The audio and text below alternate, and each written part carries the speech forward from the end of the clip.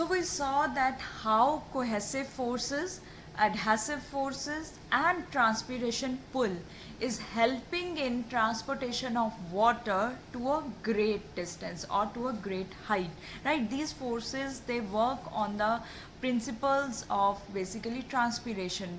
The more is the transpiration, the more that water column will be generated. And who is helping in that transpiration? That is our guard cells, right, or the stomata. So now the next after this is we are going now we have studied in detail, complete thoroughly we have studied that how water is moving up to a certain height, right, or to a particular distance. The next now we are going to take in this lecture is about the mineral absorption. It also works like the same pathways like the apoplast and symplast. The only the absorption part is little different or depends on the concentration. Let's see that how mineral absorption works, and we are going to study about the factors which affect the rate of transpiration. So with this we will finish with our water part. So let's see that how minerals are absorbed. So next our topic is mineral absorption, right? We have to see that how minerals are absorbed in the plants.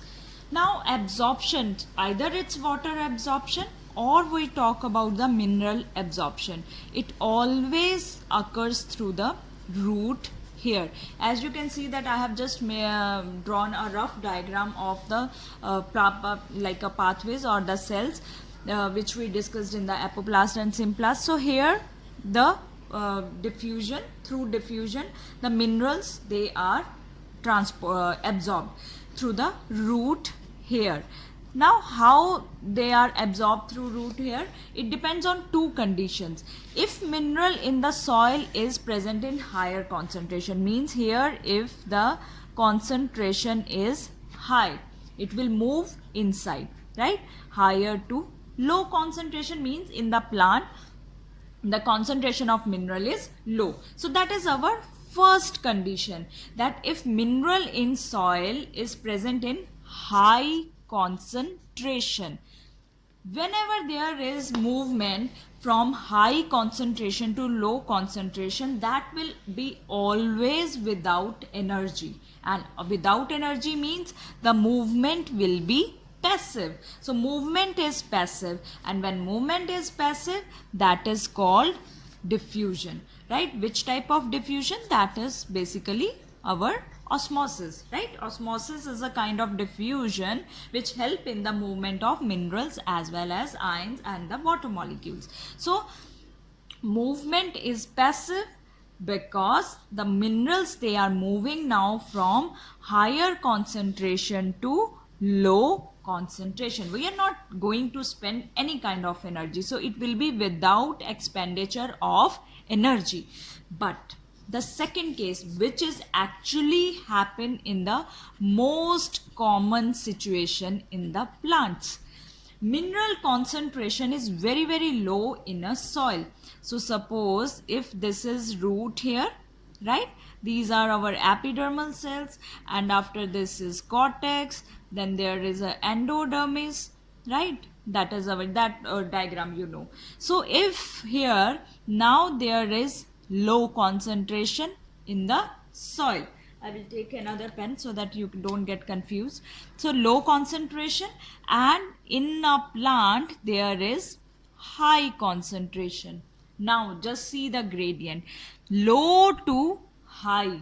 But that is not our situation. It is now against the concentration gradient, and when something is against the concentration gradient, when you are moving against something, you have to supply energy. So mineral concentration, if it is very low in soil as compared to the plant, the movement is now against the gradient. So which kind of process it will be? It will be active process. And in active process, what do? We use energy. So after actively taking up mineral ions, now mineral is transported again with the water. So now minerals are absorbed with the expenditure of energy. Now they will be further transported with the water only. So water plus minerals, they both will be transported. So what I want to say here, that the absorption part can depend on the concentration which is present outside in the soil and in the plant. Rest of the part is same, that is we discussed in the pathways. Now the last one about our topic today, about today's lecture, is we have to study now, because transpiration is complete, but there are few factors which going to affect the rate of transpiration. So let's start with the temperature. Most important factor which affect the rate of transpiration is temperature. How it is going to affect? Higher is the temperature, what will be the rate of transpiration? You know answer. The rate of transpiration will be more, right? But sometimes the situation is that if temperature is very, very, very high, no, then the transpiration is not going to high.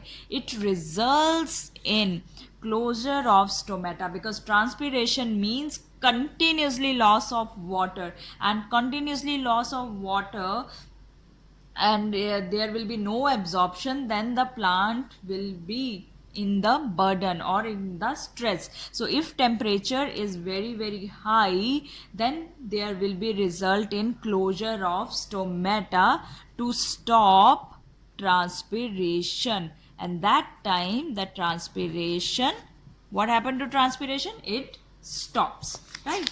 Another factor which affect the transpiration is humidity.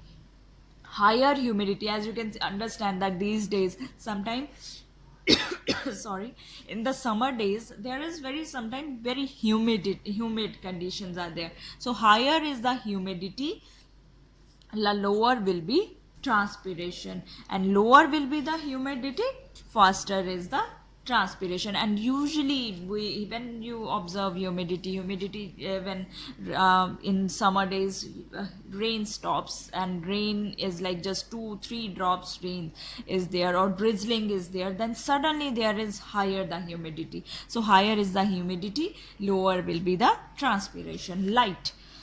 Light intensity, actually if light intensity increases, as you know that photosynthesis depends on the light, so light intensity increases, the rate of photosynthesis increases. Glucose is going to accumulate, because photosynthesis means which production? Glucose production, and glucose is going to accumulate means ikatha hona, right? So glucose is going to accumulate in guard cells, and when the guard cells have accumulation of something, then it will open. You know that if guard cells they become turgid with continuation of absorption of water, they become turgid, then there will be the opening of stomata. So glucose accumulation in guard cells, opening of stomata. So now here another term we have added in our transpiration, that is the photosynthesis. So more light, more photosynthesis, glucose accumulation, and stomata will open. Stomata will open means transpiration will means there will be the loss of water. So now other factors which are going to affect directly and indirectly the transpiration is number. How many stomata are there in a plant or in the epidermis? How many stomata are open? That also affect the rate of transpiration. Water status of the plant. Yes, how much water is absorbing by the plant, or how much water, or if plant is not under the stress, depending on those conditions, transpiration happens. As well as canopy structure. Canopy structure is like that this arrangement of the leaves, that if it is a tree, of if it is a small plant or herbaceous plant, or if it is a shrub, right? So these kind of structure of the leaves, or the whole outlook of the tree, that depends on those things, transpiration depends. So here we are finished with our water and minerals part. So tomorrow we are going to discuss about the transportation of food in case of plants. So I will meet you in my next lecture. Till then, take care. Thank you.